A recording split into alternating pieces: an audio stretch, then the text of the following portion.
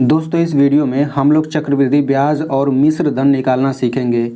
तो यहाँ पे जो आपको सवाल दिख रहा है इसको तो मैं हल करूँगा, लेकिन इसको जैसे मैं हल करूँगा आप लोग उसे ध्यान से देखिएगा, क्योंकि अगर आप लोग इस केवल एक सवाल को देख लेते हैं, हल करना समझ लेते हैं, तो इस तरह से जितने भी सवाल आपसे पूछा जाएगा वो आप लोग आसानी से लगा सकते हैं।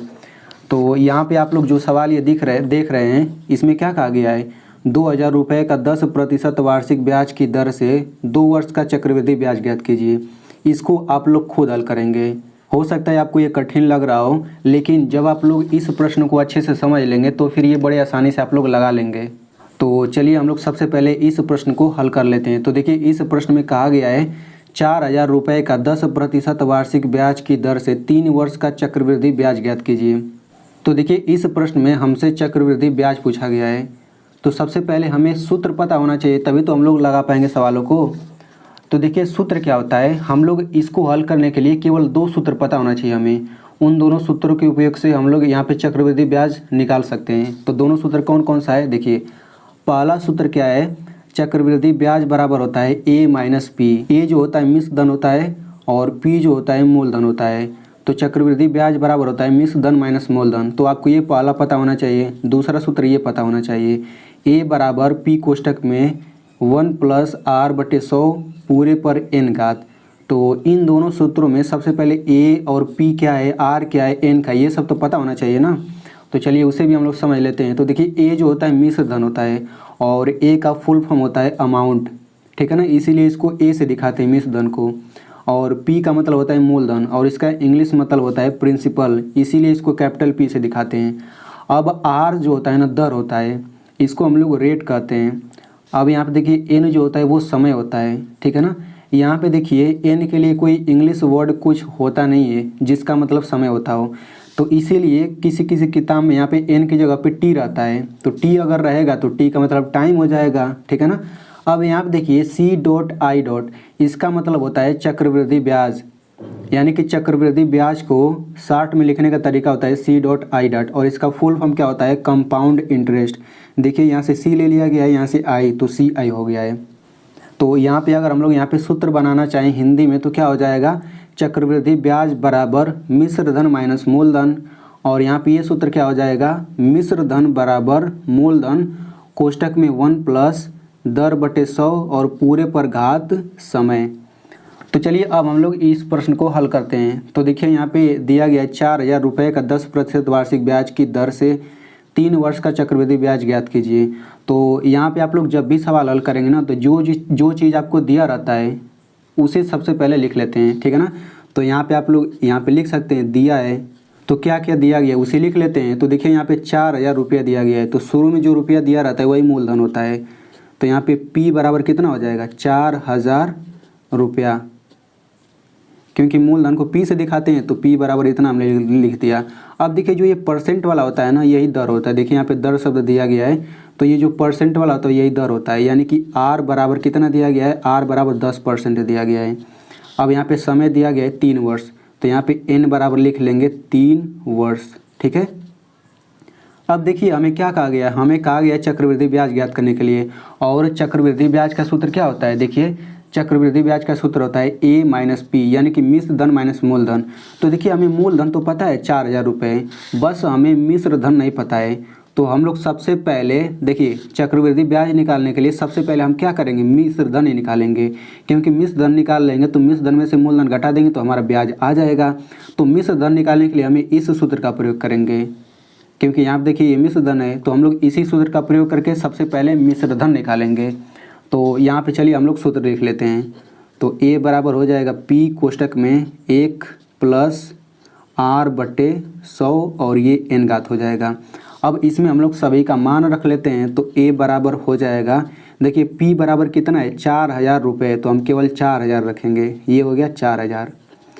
कोष्टक में 1 + r की जगह पे क्या रखेंगे, केवल 10 रखेंगे बटा 100, और यहाँ पे n की जगह पे क्या रखेंगे, 3 रखेंगे।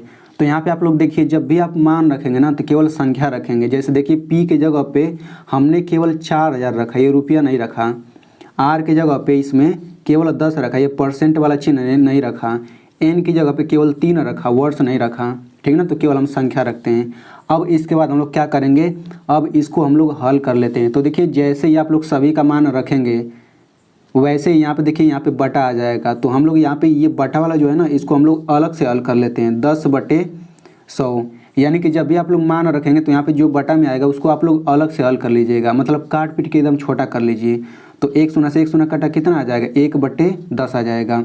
तो अब हम लोग अगला स्टेप में इसको हटा करके 1/10 रखेंगे।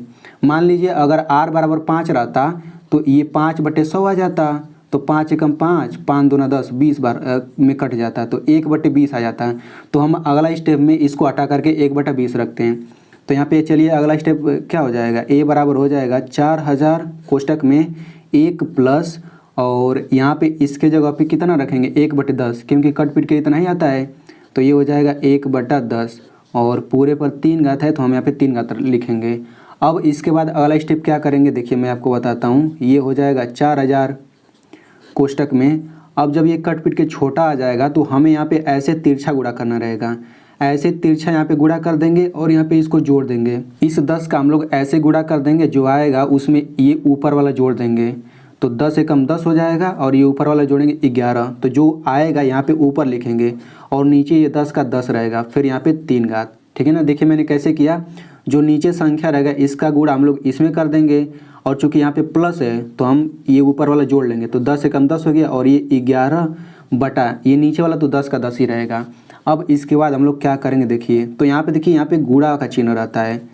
तो ये हो जाएगा 4000, मतलब छुपा रहता है लेकिन यहाँ पे गुणा ही रहता है। तो 4000 हो गया, फिर गुणा। अब देखिए 11/10 पूरे पर 3 घात है, तो जितना घात रहता है उतनी बार हम लोग गुणा करते हैं। तो 11/10 का हम 3 बार गुणा कर देंगे। 11/10 गुणा 11/10 गुणा 11/10। अगर मान लीजिए यहाँ पे 2 अगर रहता है तो हम 11/10 का 2 ही बार गुणा करते हैं, ये तीसरा वाला नहीं लिखते हैं। अगर यहाँ पे 4 घात रहता है तो हम 4 बार गुणा करते हैं। तो देखिए अगर यहाँ पे n बराबर समय अगर 2 वर्ष रहता तो यहाँ पे 2 घात आ जाता, तो हम यहाँ पे केवल 2 ही बार गुणा करते हैं। ठीक ना।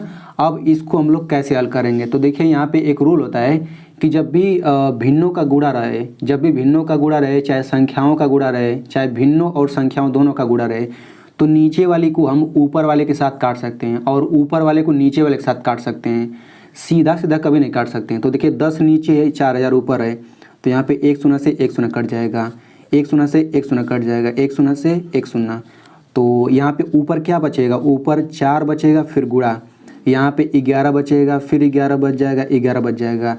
देखिए जब भी बटा के नीचे 1 रहता है ना तो उसका कोई मतलब होता नहीं है, तो हम केवल नीचे 1 को हम हटा सकते हैं। ठीक ना। तो अब हम लोग इन सब का गुणा कर लेंगे।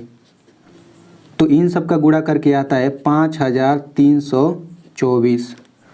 तो देखिए 5324 ये आया क्या है, ये अभी आया है मिश्र धन। ठीक ना। तो मान लीजिए अगर आपसे इसमें मिश्र धन पूछता तो मिश्र धन आपका यही हो जाता है, इतना रुपया कर सकते हैं, तो मिश्र धन इतना हो जाता है। लेकिन आपसे पूछा क्या है, आपसे चक्रवृद्धि ब्याज पूछा है। तो अब चक्रवृद्धि ब्याज का सूत्र लगा लेते हैं।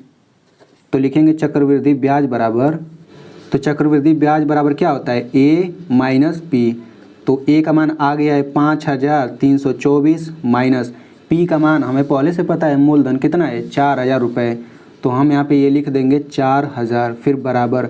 अब देखिए इसको घटाएंगे तो कितना आ जाएगा, ये आ जाएगा 1324 रुपये। तो इस तरीके से चक्रवृद्धि ब्याज कितना आ गया, 1324 रुपया। तो यही हो गया आंसर। तो आई होप आपको अच्छे से समझ आ गया होगा। तो यहाँ पे आप लोगों को मैं अब सवाल दे देता हूँ, तो आप लोग इस सवाल को ज़रूर हल करिएगा। सवाल क्या है, 2000 रुपये का 10% वार्षिक ब्याज की दर से 2 वर्ष का चक्रवृद्धि ब्याज ज्ञात कीजिए। देखिए इसमें भी चक्रवृद्धि ब्याज पूछा है।